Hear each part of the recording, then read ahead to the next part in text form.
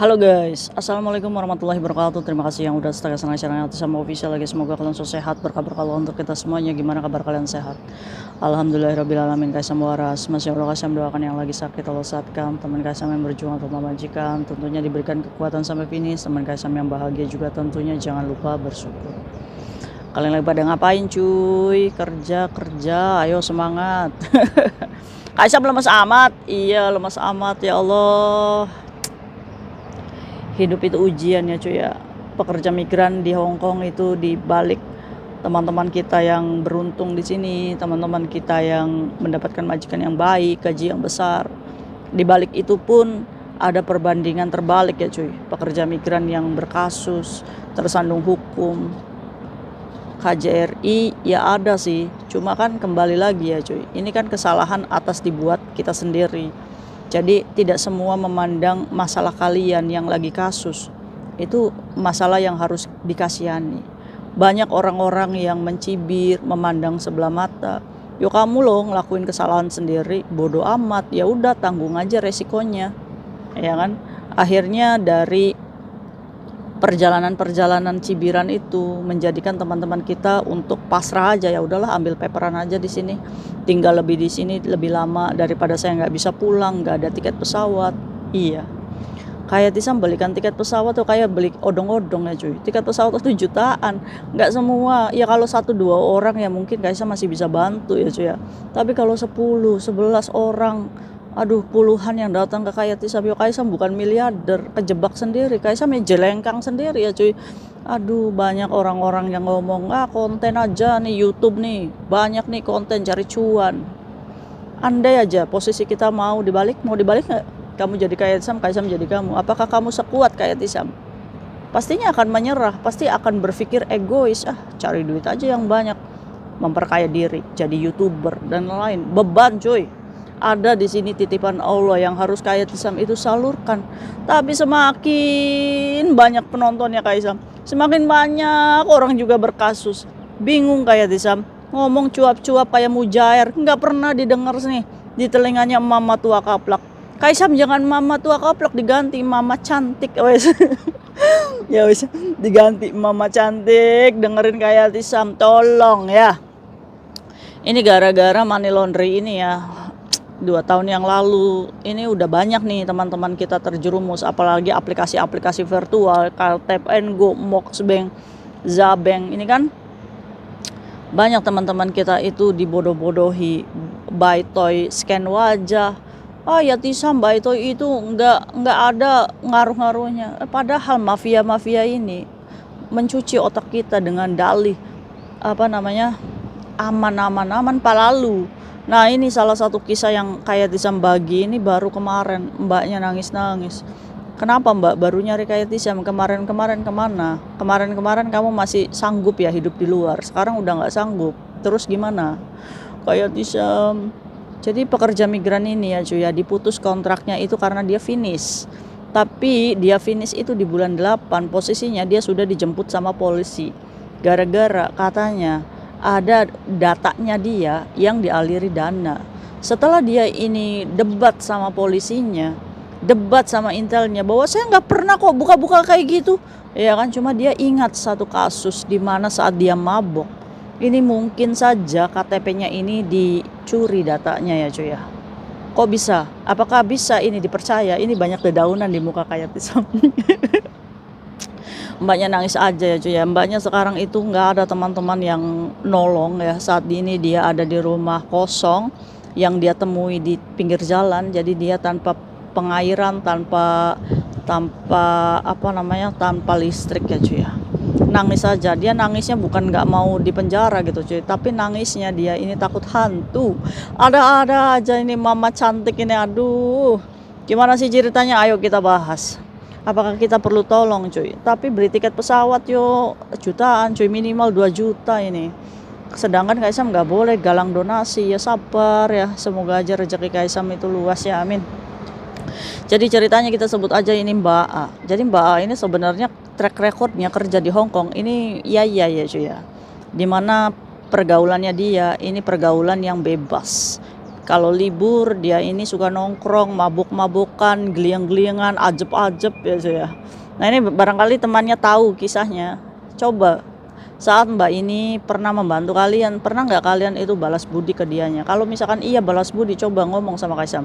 Kaisam, bener nggak Mbak ini yang ada di rumah apa kosong? Saya mau bantu. Ya syukur alhamdulillah kalau kalian terketuk. Tapi sayangnya teman ini kalau kita lagi susah, wah dijauhin kita.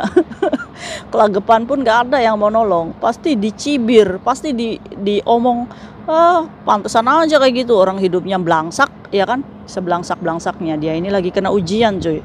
Lagi diuji. Ya, kita kalau misalkan nggak bisa bantu ya cukup kita dengarkan, belajar dari kisahnya, jangan dicontoh. Kembali lagi, si Mbak A, kayak Tisam dulu saya pergaulannya itu ya suka mabok-mabok, suka ajeb-ajeb di luar sana. Teman saya itu banyak kayak Tisam. Terus permasalahannya, saya itu nggak tahu. Waktu itu kan saya itu jarang libur sama majikan. Jadi sesekalinya libur dia ini ya begitu ya cuy ya. Nah, sampai dijemput sama polisi nih, kisahnya udah langsung ya, di pokoknya aja biar nggak lama. Jadi saat dia di polisi, saya bingung, Pak, kenapa saya ditangkap? Salah saya apa? Orang saya nggak ngobat, saya nggak apa, dan lain-lain. Katanya ada aliran masuk yang menggunakan identitasnya. Waktu ditanya aplikasi apa yang kamu jual, saya nggak pernah jual Kaisa. Saya juga nggak pernah nerima duit, cuma pada waktu itu jadi saya ingat salah satu teman di mana teman ini minta data saya. Sini KTP-mu, saya difoto dulu untuk apa namanya, untuk apa gitu kan, untuk judi ya mungkin, atau mungkin mbaknya ini menutupi kayak Tisam yang nggak tahu, nobody knows. Hanya kayak Tisam itu mendengarkan kisahnya dari satu pihak. Di mana si pekerja migran ini merasa bahwa saya nggak mau lah ngasih identitas, takut saya. Nah terus cuy, terjadinya ini saat dia mabok, dia ingat, oh mungkin saat mabok ada yang ngurak-ngurak tas saya gitu kan, diambil identitasnya untuk dibuat aplikasi. Apakah itu masuk akal dan logika? Ya tapi ini pengakuan mbaknya ya, apapun cerita sedihnya, apapun kesusahannya, mungkin saat ini mbaknya merasa bahwa tidak ada yang menolong. Jadi bagaimana caranya dia ini berusaha meminta pertolongan. Sedangkan posisinya ini kan tersandung hukum, di mana kasusnya money laundry ya. Kayak Tisam kira dia ini overstay atau paperan, enggak. Ternyata setelah kayak Tisam baca berkasnya, si pekerja migran ini baru dikeluarkan majikan di bulan 8 dengan kondisi finish. Tapi majikannya itu nggak ngejeng lagi, otomatis dia ini kan tersandung hukum. Otomatis dia ini harus jadi tahanan luar. Nah, mungkin dari 8, 9, 10, 11. Ini bulan 10 berarti baru 3 bulan dia hidup di luar. Duitnya udah habis mungkin untuk nyewa kos dan lain dan sebagainya. Minta tolong sama teman, yo pastinya ya, pasti akan nggak ada. Ada nggak sih teman yang mau nolong dengan ya udah nih pakai aja? Nggak ada kan? Apalagi track recordnya dia dulu belangsak gitu cuy. Akhirnya si pekerja migran ini ya cuy ya, udah nggak mampu lagi nih, nggak ada yang mau nampung lagi. Akhirnya dia jalanlah di bangunan Samsuipo, di mana dia itu menemukan sebuah bangunan kosong, di mana itu bisa masuk ya cuy ya, bangunannya itu nggak dikunci, tapi tidak ada air, tidak ada listrik. Di mana dia ini saya nggak punya tempat lagi. Akhirnya dia tidur di situ cuy selama dalam waktu 1 bulan ini, dan dia merasa bahwa saya itu menyedihkan sekali hidupnya. Dan saat dia harus laporan polisi 1 bulan sekali, dia ini merasa nggak punya uang. Dia harus minta-minta dulu sama orang untuk bisa wajib lapor ke polisi. Sesengsara itu hidup cuy. Kemarin-kemarin saat mabuk, pernah nggak kalian berpikir ada di posisi ini? Coba pikir tuh, buat orang-orang yang masih suka mabok, masih suka menganggap hidup ini wah nikmatin aja. Nih contohnya nyata real di depan, bahwa dia hidup di rumah kosong, di mana dia ini merasa setiap malam ini takut, bukan takut polisi, takut hantu. Nah saat dia ini telepon sama kayak Tisam, tolongin saya Kaisam, saya pengen pulang, tolongin saya Kaisam, saya pengen pulang. Ya sedih, tapi prosedur yang harus kita jalani, yang harus dilakukan adalah ya mbaknya harus cabut cash ya. Ini kan kasus money laundry. Saat kalian sudah tidak dijeng majikan, otomatis kalian bisa pengajuan pulang. Saat pulang itu artinya kalian sama sekali tidak bisa masuk ke Hong Kong. Nah jalan satu-satunya yang harus ditempuh mbak ini adalah close cash, dimana ngajuin ke polisi, Pak saya sudah nggak ada uang, saya nggak punya tempat tinggal, saya pun udah nggak kerja sama majikan, boleh nggak Pak saya diizinkan untuk exit aja dari Hong Kong. Nah di situ nanti si ID ini apa namanya rundingan ya cuy ya, dimana akan ada kebijakan, oke deh kalau kayak gitu kamu beli tiket pesawat sendiri ya, terus kamu keluar dari Hong Kong. Jadi tidak menunggu sampai proses persidangan. Kalau kita masih dijeng majikan, otomatis yang harus kita tempuh adalah kita harus menuju sidang. Walaupun kita di sel prodeo, kita kan masih punya kerja, majikan kita masih mau. Tapi keadaannya di Mbak ini itu udah nggak bisa. Mau nggak mau dia harus nyerah sama pihak Hong Kong gitu cuy. Nah kalau misalkan nanti ya insya Allah ya hari ini atau besok mbaknya didampingi untuk datang ke polisi untuk cabut cash aja. Nah sekarang permasalahannya kalau sudah cabut cash, otomatis polisi ini mengizinkan, oke deh kalau kayak gitu kamu boleh exit dari Hong Kong. Tapi kamu beli tiket pesawat sendiri. Nah ini pertanyaannya, dari mana tiket pesawatnya? Sedangkan boro-boro mau minta sama pihak keluarganya, ya nggak sih? Sedangkan dia itu untuk makan aja susah, ya. Jadi buat para dermawan-dermawan di luar sana, kalau misalkan mau apa namanya kasih sedikit makan atau apa silakan, mbaknya ada di rumah kosong di mana tidak ada air, tidak ada pencerahan, makan aja susah ya. Jadi proses mbaknya ini ya kita doakanlah, kita nggak pernah tahu ya rezeki dari mana ya. Mungkin saja mbaknya masih punya rezeki ya, nanti kita coba bantu sebisa kita.